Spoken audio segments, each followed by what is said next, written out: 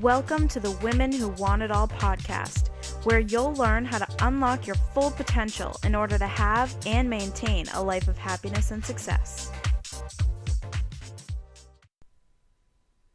Hi there, this is Justine Beauregard, author of To the Women Who Want It All. And in today's podcast, I'd like to talk about the phrase, good things come to those who wait. In reality, good things don't come to those who wait. Good things come to those who are patient, and there's a big difference. I never want you to assume that success will come knocking on your door.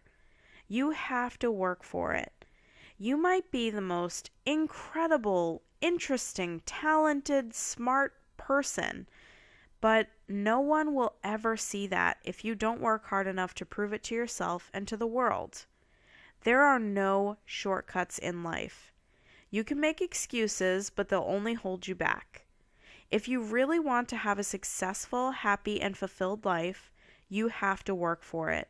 There's no such thing as a free lunch. There's no such thing as getting something for nothing. But when you put forth the effort, success will follow you. I watched a lot of movies growing up.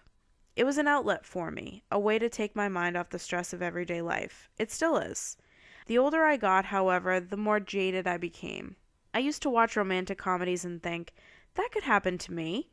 Come on, we've all done that once or twice, right? Movies only capture 10% of the story, though. That's not to say the other 90% doesn't make an enormous impact on those characters' lives. It certainly does. But you know what?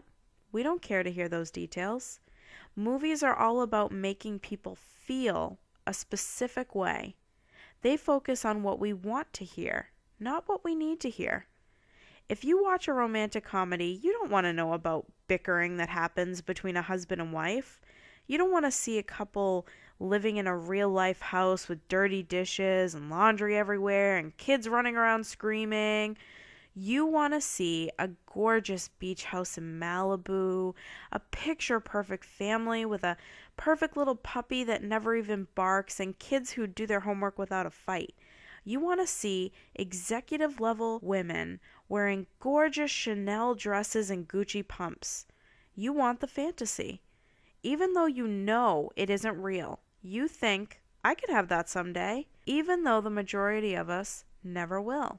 It's not easy to work your way up and become an executive in your 20s or 30s. It's even more difficult to work a 14-hour day in 5-inch stilettos. Trust me, I've done it. It sucks. Sadly, however, these movies promote that. They promote what their interpretation of a successful woman is. These women are married with kids, living in gorgeous homes, doing what they love every day, traveling around the world without a second thought. And then it hits you. You probably won't have that life. Why? Because no one does, not even the celebrity who plays that character. It's okay though. You don't have to have that life. Because guess what? You can have your own dream life, and it's even better.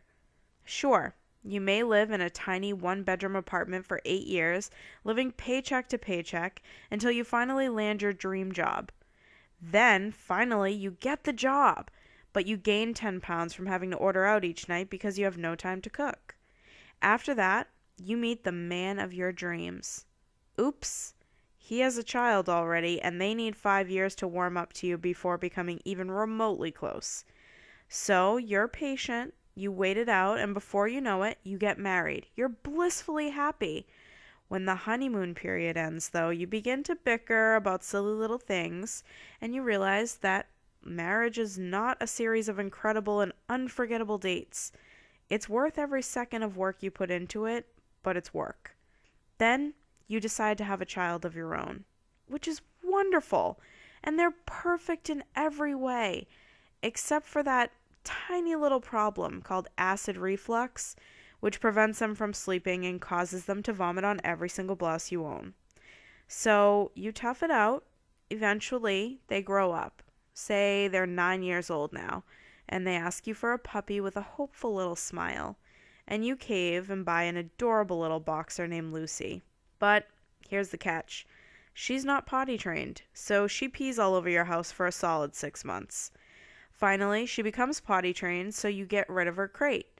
That day, you come home from work and you realize she ate your favorite pair of shoes. God, you need a vacation. So, you save up enough money and you go to Walt Disney World. Too bad there's a storm and you miss 2 days in the park while you're stuck in a Motel 6 next to the airport in the most boring city ever. Oh well, who cares? The trip was a blast. You finally return from your fun family vacation, but you have over 2,000 emails waiting for you at work. What a bummer. You're now forced to stay late at work every single night for a month straight to play catch up, which causes tension at home. Guess what? You need another vacation. Luckily for you, the holidays arrive and you get a few days off. Instead of relaxing, having a glass of wine and a single cookie like the size 2 characters in those romantic comedies you love oh so much, you drive around for 3 days straight to see your family and eat way more than an extra cookie or two. So naturally, after just one long weekend of eating slightly more than you should, none of your pants fit for a month until you can get to the gym again. And the cycle repeats. That's real life. The bottom line is, in spite of all the chaos, drama, stress, and everything else, you may very well be happy. And why wouldn't you be? You have a fulfilling job, a loving family, an adorable puppy, memories to last a lifetime, and funny stories to tell when you have time to see your friends. You wouldn't trade that for the world, would you? No, you wouldn't. Life is good. It's not perfect, but it's perfect for you. You have everything you need. Do you see what I mean when I say having it all means different things to different people? Some of us may be able to relate to that woman. Others may have heard that and thought, ooh, sounds like a nightmare. Perhaps you don't want to work in corporate America. You're allergic to dogs, or you never plan to get married and have kids. That's the beauty of setting your own goals. You get to decide what you want and how to get there. So how did you get there? You worked your ass off. That's how.